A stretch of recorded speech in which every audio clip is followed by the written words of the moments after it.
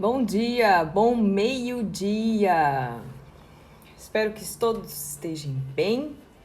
Estou começando essa live sobre contratos bancários. Quais as bases dos contratos bancários? O meu nome é Leide Bentin e eu sou advogada especialista em advocacia contratual e responsabilidade civil. É na parte de responsabilidade civil que a gente faz as questões das indenizações. Pois bem, primeiro, só um detalhe que para ser especialista, segundo o Código de Ética e Disciplina da OAB, você precisa ter concluído a pós-graduação, que é um curso com uma duração aproximadamente de 400 horas de estudo. Então, quando você vê por aí alguém se intitulando especialista, você tem que tomar o cuidado que advogado só pode ser especialista se fizer a pós-graduação. Pois bem, nesse nosso mundo moderno, temos muitos contratos bancários. Né? Além do contrato em geral, que está super presente no nosso dia a dia, o contrato bancário é um daqueles que apresenta o maior número de dúvidas, principalmente porque a gente costuma contratá-lo por um longo período de tempo. Principalmente, né, quando a gente está tratando de um financiamento. Mas espera aí, quais são as bases do contrato? A gente precisa, para questionar, será que isso aqui é lícito? Será que isso aqui é ilícito?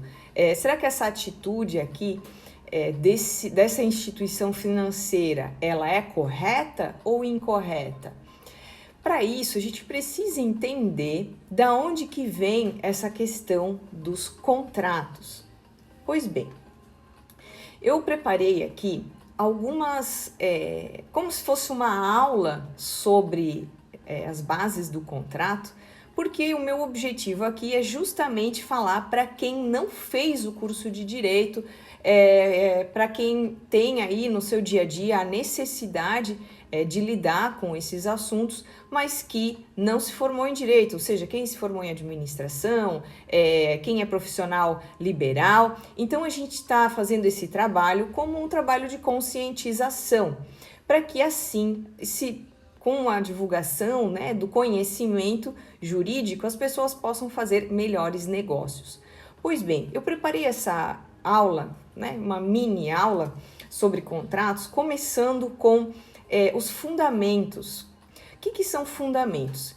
Todos os contratos civis, ou seja, entre duas pessoas físicas, entre pessoas jurídicas, eles são regulados de maneira geral pelo Código Civil.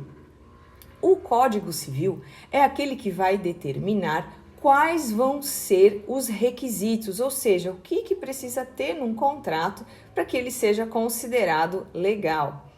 Legal no sentido jurídico, né, de acordo com a lei. Então vamos lá.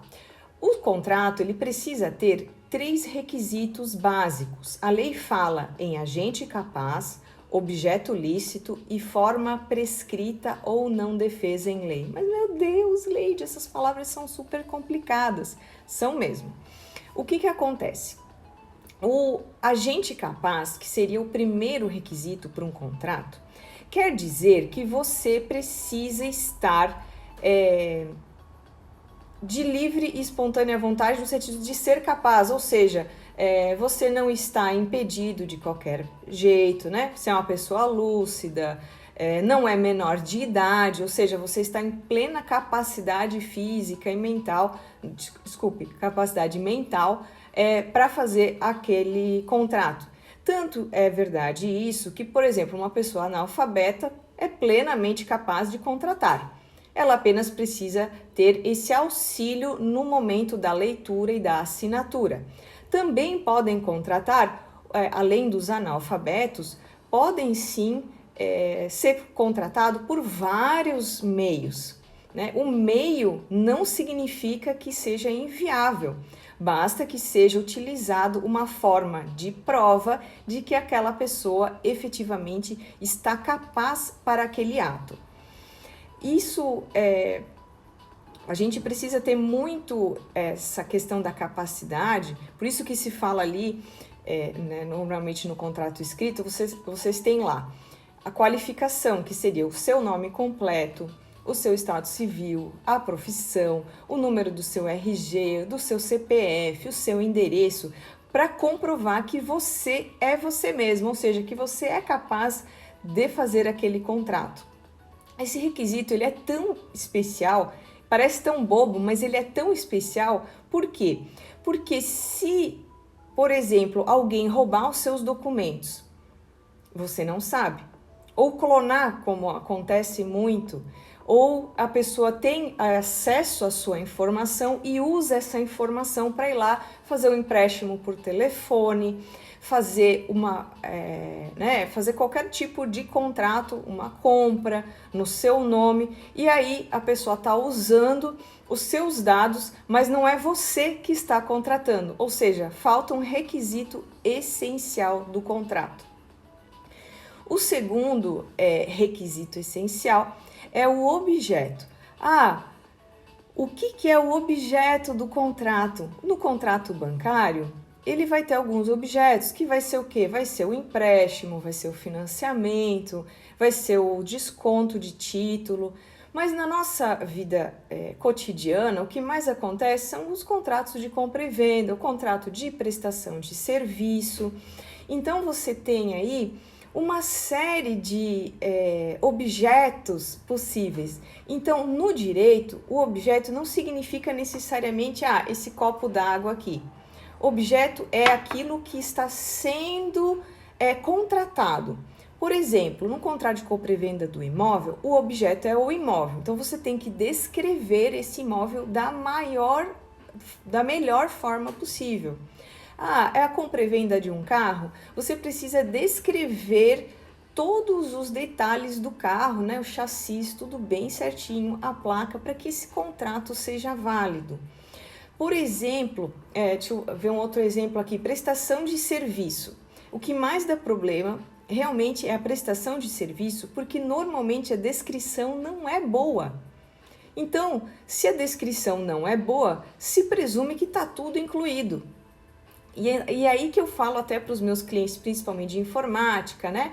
Até eu como advogada, engenheiros, arquitetos, psicólogos, você precisa descrever aí o objeto, ou seja, a sua prestação de serviço, o que está incluído, o que não está incluído. Por isso que vocês veem que os contratos bancários são tão grandes, são escritos, são minuciosos, porque eles descrevem de uma maneira muito específica cada um dos serviços. Sabe por quê? Porque se não tiver descrito, eles não podem cobrar. Então, vocês verem que talvez alguns de vocês lembram essas ações de prestação de contas contra bancos que muitas empresas ingressaram e tiveram êxito. Por quê? Porque os bancos costumavam cobrar taxas não contratadas para serviços não contratados. Então, hoje, quando você vai lá na instituição financeira abrir uma conta bancária, olá, pessoal, que bom que vocês estão podendo me assistir. Olá, doutora Patrícia, Thalita, muito obrigada. Olá, Karen. Olá, Amélia, que bom.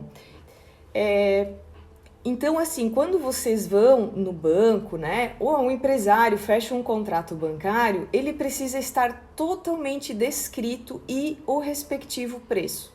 Então, quando você vê lá a aplicação na sua conta de uma tarifa ou de uma taxa que você não contratou, que não está lá descrita, o banco precisa estornar, ou seja, tirar aquele valor. Isso também se aplica aí a todas as outras situações. E o terceiro, né, e último requisito, então a gente tem primeiro que você tem que ter capacidade, ou seja, as partes que contratam precisam estar, né, na plena consciência, precisam ser maiores e se eventualmente for uma pessoa que está declarada impedida, ela não poderá assinar. Então, o segundo seria o objeto, que no caso é a descrição do que está sendo comprado, ou vendido, ou contratado. E por último, a lei fala que em determinados contratos existe uma forma prescrita, ou seja, por exemplo, o contrato de compra e venda de imóveis, ele precisa ser feito por escritura pública. Então, muitas pessoas confundem essa questão. O contrato de financiamento de imóveis. O contrato precisa ser feito mediante escritura pública. Alienação fiduciária também precisa ser feito por escritura pública, ou seja, você precisa ir lá no tabelionato e fazer esse contrato. O que se faz além, né, essa são a forma prescrita em lei. Todos os outros contratos não têm forma prescrita em lei. Basta que seja escrito e, em alguns casos, até se admite contrato verbal, contrato por WhatsApp, contrato por e-mail. Então, não existe uma forma, né? Desde que fique demonstrado que essas partes são capazes, e aí eu vou entrar numa questão muito importante, tanto no contrato bancário como os contratos em geral. Olha só, primeiro, a informação que as partes estão trocando, e aí que vocês têm tanto essa questão da LGPD, que é novidade, mas na verdade o Código Civil, o Código do Consumidor também, já previu que as partes devem prestar informações claras e precisas para que ambas possam ter noção do que estão fazendo. Então, a omissão, ou seja, não falar a verdade, pode ser causa de anulação do contrato, por exemplo. A gente costuma muito colocar no outro as obrigações, como no banco. O banco tem uma série de obrigações, não só do Código Civil, mas as regras do Bacen, e toda a regulação, todas as leis específicas que regulam a atividade bancária. Mas veja, no caso, a informação precisa ser verdadeira por ambas as partes, principalmente nos contratos bancários de financiamento, de seguro, seguros habitacionais. Por quê? Porque se eu exijo a obrigação do banco ser transparente e colocar lá as taxas, o que está sendo contratado, essa mesma exigência vai ser em relação à pessoa que está contratando aquele contrato bancário. Doutora Leide, por que a senhora está repetindo tanto isso? Por quê? Eu vou dar um exemplo do seguro habitacional ou dos financiamentos habitacionais, que exige então a composição de renda ou a declaração de renda. Aí vai lá a pessoa casada e coloca que é solteira, exemplo. E aí consegue lá uma taxa, um subsídio do governo, porque é considerada apenas a sua folha de pagamento e não a folha do pagamento do cônjuge. Pois bem, sabe quando é que isso vai dar problema? Quando houver a necessidade de acionar o banco por qualquer motivo relacionado ao contrato. Os financiamentos, eles têm vários tipos de seguros embutidos para garantir o financiamento. Um deles é o Fundo Garantidor de Habitação. Se você mentir e colocar lá que é solteiro e você for casado e acontecer alguma coisa com você, simplesmente não haverá cobertura, porque a seguradora, o banco, ele tem a prerrogativa de dizer que não vai cobrir porque você mentiu no contrato, ou seja, omitiu essa informação. Ficou bem claro? Então tá, a informação tem que ter, a vontade livre tem que ter, que não pode estar em estado de necessidade, perigo, coação. Então esse contrato feito nessas circunstâncias também é passível de anulação, ok? O consenso e a adesão, ou seja, eu preciso concordar com aqueles termos, com aquilo que está escrito. Uma coisa bem interessante, nos contratos até feitos por telefone, eu tenho visto algumas decisões dizendo que esse contrato ele é parcialmente válido porque não se obteve o consenso, ou seja, a adesão completa né? O atendente, ele precisa, além de confirmar a identidade da pessoa que está contratando, ele precisa também informar de maneira bem ampla o que está sendo contratado. Então, essa parte do consenso, né, da informação, da vontade livre, ela precisa ser muito melhor feita quando é feito pela internet, pelo telefone, do que presencialmente lá na agência bancária. Porque na agência bancária, como a pessoa está lá, se presume que ela tenha tido a oportunidade de questionar e ser explicado pelo aquele atendente. O mesmo não acontece com a internet ou o aplicativo ou as ligações telefônicas. Então, nesse aspecto, sempre tem um pouquinho de brecha aí para fazer. Ainda falando sobre essa questão, né, da identificação, costuma haver muito problema das instituições financeiras em relação a contratos feitos por terceiros, por pessoas que, né, roubam documentos, ou mesmo contratos inexistentes, ou seja, eu não contratei, não liguei, não fiz nada, ninguém roubou meus documentos, no entanto, vou lá consultar o Serasa por uma eventualidade e tá lá o meu nome no cadastro de inadimplência. Aí vai descobrir, uma pessoa fez um contrato por telefone ou cadastrou equivocadamente o meu CPF, e aí tudo isso gera o quê? Responsabilidade civil. O banco, a instituição financeira, precisa fornecer meios seguros para que todos possamos contratar com eles sem haver danos. Se esse estilo de contratação me gerar danos, ainda que eu não seja cliente do banco, o banco vai ter que indenizar. Ai, doutora Leide, meu Deus, que complicado que é isso. Na verdade, o que acontece? Vamos supor que eu fui lá no Bradesco tentar fazer um financiamento, né? Eu tenho conta no Bradesco, tenho conta na Sicoob, tenho conta na cooperativa, vou lá tentar fazer um empréstimo, e aí o banco consulta e, a doutora Leide tem uma restrição aqui no Banco do Brasil. Ué, mas eu nunca contratei o Banco do Brasil, como é que vou ter restrição lá? Aí eles abrem a tela e mostra que, ali ó, Leide, todos os meus dados, contrato lá de X mil reais. Aí o que eu faço? Tem que ir lá no Banco do Brasil, ver o que é. Poxa, mas não fui eu que contratei.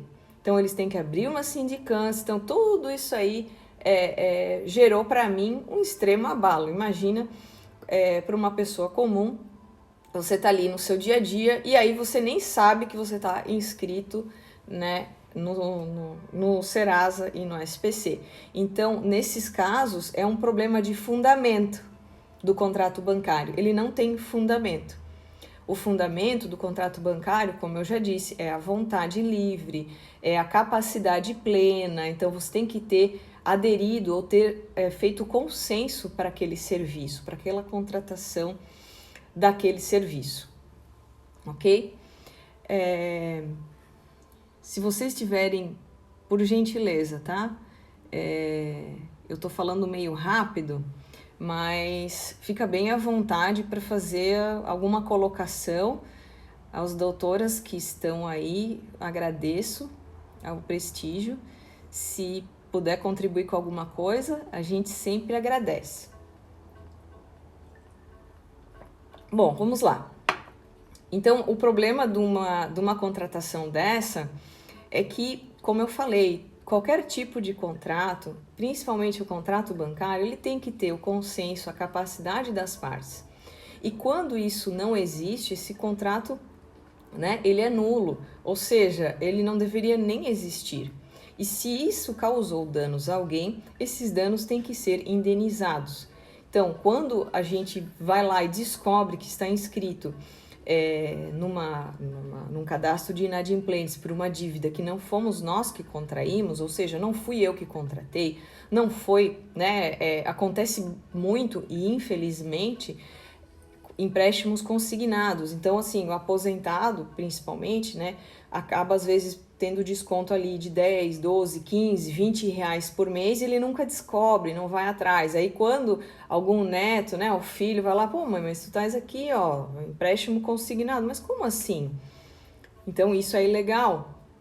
né, que não foi requerido, que não foi consenso da pessoa. Outra situação, poxa, fui lá, tentei comprar uma coisa a prazo e acabei descobrindo que o meu nome está lá, né, no SPC por um contrato, um empréstimo que eu nunca peguei. Então, essas consequências ou esses danos, eles precisam ser ressarcidos e buscados de quem responde por isso. E, no caso, são as instituições financeiras. É por isso também que, quando acontece alguma coisa dentro da agência, é sim o banco que responde. Se um funcionário não atendeu, não prestou a informação, né?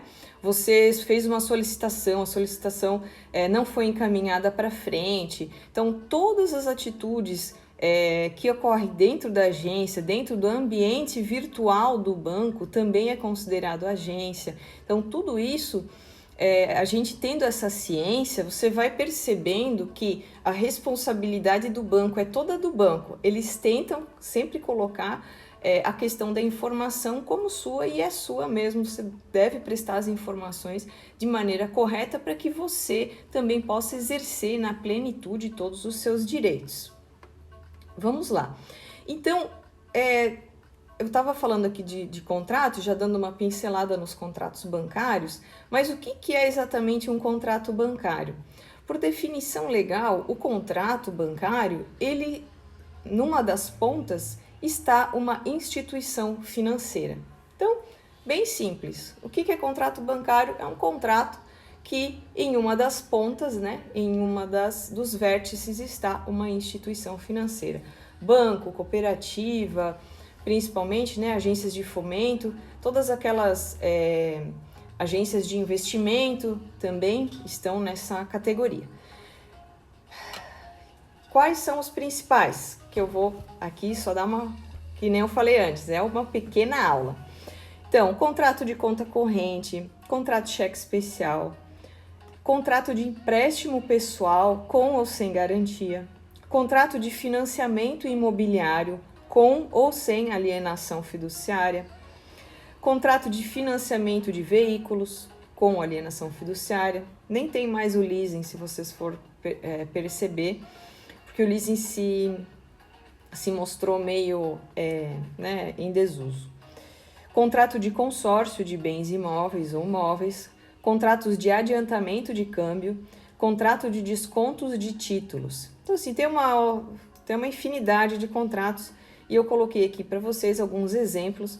E além dessa regulação do Código Civil, que nos fala que tem que ter boa-fé, que tem que ter informação e tudo mais, todos esses, cada item desses que eu li para vocês, tem uma extensa regulamentação do Bacen e algumas outras leis específicas, como é a Lei de Alienação Fiduciária de Bens Imóveis. Hoje, essas modalidades de crédito, elas vieram para dar mais segurança a quem empresta o dinheiro. Porque se as instituições financeiras não têm segurança jurídica para emprestar o dinheiro, o crédito fica muito caro. Então, por isso que vocês veem aí uma tendência no Brasil, já faz, né, uns bons aí 10 anos mais ou menos, 8 anos mais ou menos, que tem se estabilizado bastante a questão do direito bancário, que é esse ramo do direito que estuda esses contratos bancários, essas obrigações que as instituições financeiras têm para com o Banco Central. Então, assim, tudo isso é feito para viabilizar a atividade econômica, fomentar a atividade econômica, para que você, a sua pequena empresa, pudesse ter, né, um desenvolvimento com base também numa segurança. Isso quer dizer que quanto maior a informação, quanto melhor cumpridas essas regras e essas leis, menos chances as pessoas também têm de questionar, ou de anular, ou de revisar juros. Aqui no site, né, e no meu escritório, eu recebo alguns questionamentos em relação a eu posso revisar juros? Não posso revisar juros? Isso aqui é lícito, é ilícito? Então, assim, a primeira coisa que eu pergunto, lá seguindo os fundamentos que vocês precisam saber, essa contratação, que modalidade que foi feito, como que foi feito? Por quê? Porque além dessas regras básicas e gerais, esses fundamentos, você também precisa analisar cada tipo de contrato para ver se aquele tipo de contrato poderia ser usado para a situação em tela, né? Que tem gente que faz, e tem um caso específico, por exemplo. Olá, Lu, Testoni, tudo bem? Obrigado pelo prestígio, gente. Franci, obrigada. Olha só, então, por exemplo, tá?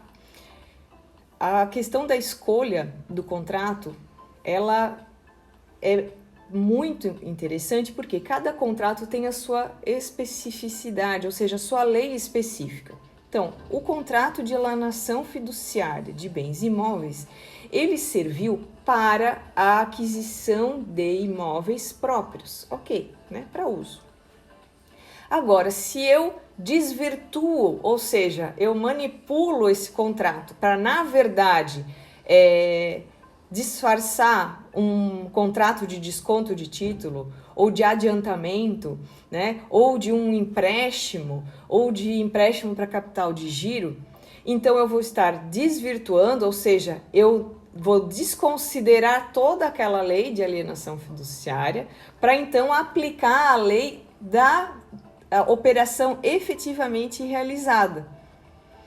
Então veja que além de ter todos esses requisitos que eu estou falando para vocês, que precisa ter o objeto, a descrição completa e absoluta do serviço, das taxas contratadas, né, da extensão dessa dívida, tem que ter também a motivação.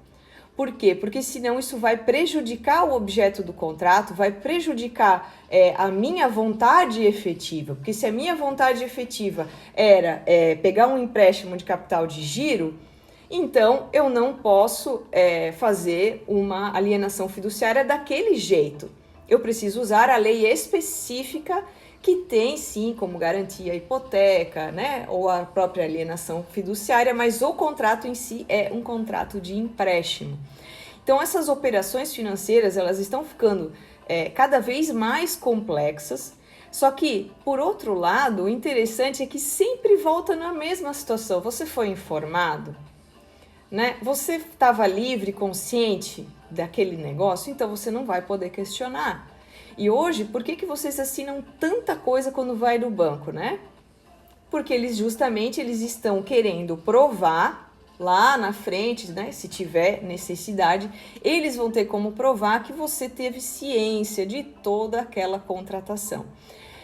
Recentemente também, até esqueci aqui de colocar para vocês, o contrato de cartão de crédito. O contrato de cartão de crédito, ele é um dos contratos com maior número de regulamentação. Por quê? Porque ele concede crédito muito facilmente. É óbvio que, né, os juros que se cobra também é estratosférico, mas é um acesso imediato e rápido a crédito. Imediato, né? E essas faturas que se recebe, vocês veem que tem um monte de informação. Porque isso é fruto da lei. Surgiu agora, né, uma nova regulamentação do Banco Central, inclusive vocês vão ver aí nos próximos meses que os bancos já vão estar colocando, por exemplo, custo efetivo total e o juro, já está. Agora eles precisam colocar todas as faturas vencíveis, ou seja, por exemplo, eu estou agora em junho, então eles têm que mostrar mês a mês o que são os seus parcelamentos. Eu tenho uma compra efetivada em 3 vezes, então tem que ser no mês de junho, julho, agosto. Lá estão os valores. Então essas descrições todas, essas informações todas que vocês recebem aí no cartão de crédito, não veio do nada para o além, veio em decorrência de uma lei que veio para acessar de maneira a tornar mais consciente o uso do crédito. As instituições financeiras, né, elas porque querem empurrar uma série de produtos. E isso também é ilegal, né? Você vê aí os contratos de adesão, a venda casada, que é proibida. Então, assim, Você vê que todo esse assunto ele é um tronco de uma árvore que dá centenas aí de problemas eventuais. Só quem já teve, né, problema com instituição bancária, com financiamento, com refinanciamento, sabe do que eu estou falando. Hoje eu só quis dar realmente um panorama geral, né? Tanto que eu me dispus a fazer a live aqui em 30 minutos, porque é necessário então que a gente tenha esses fundamentos para questionar até mesmo no momento de uma negociação de contrato. Eu vejo as pessoas que vão lá no momento de necessidade, por exemplo, poxa, meu pai está, né, no hospital, precisa de um tratamento, vai lá e contrata juros com empréstimo pessoal de 5% ao mês. Então, é uma coisa gritante, porque ele é 100% maior do que as outras taxas. Aí, isso é questionável? É claro que é questionável, porque primeiro, a sua vontade, né, estava viciada, né, você estava em premente necessidade, você precisava pagar o tratamento, você assinaria qualquer coisa para salvar a vida ou para fazer aquele tratamento. E, além disso, é uma situação muito óbvia quando a contratação ela fica muito fora dos outros padrões de mercado. Eu contratei 5%, na verdade o mercado pratica 2%. Então, essa situação ela é efetivamente questionável. Então, tudo que nos contratos bancários que não tiver claro ou que tiver muito fora da média de mercado, ele pode sim ser questionado. Não quer dizer que você vai ter que pagar multa, sim, a multa é legal. Não vai precisar pagar juros remuneratórios, porque é aquele juros contratado? Sim, você vai ter que pagar. E aí tem um outro tipo de juros, que são os juros moratórios, ou seja, os juros decorrentes do seu não pagamento. E tem todas essas consequências aí.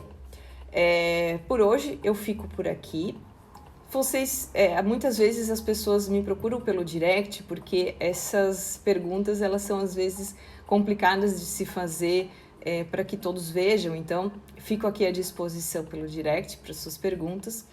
E na próxima live eu vou falar um pouquinho mais aí sobre a questão então de inscrição, né, de dívida e todas essas questões relacionadas à inscrição indevida. E por fim, aí na próxima terça-feira, na outra terça-feira, eu vou falar sobre negociação e renegociação de dívidas, porque quer queira, quer não, esse conhecimento que eu estou passando vai viabilizar que você faça uma melhor negociação e aí com essa base você vai ter mais certeza, né, do que pode ser questionado durante uma negociação com o banco. Fico por aqui, um grande beijo, fique com Deus.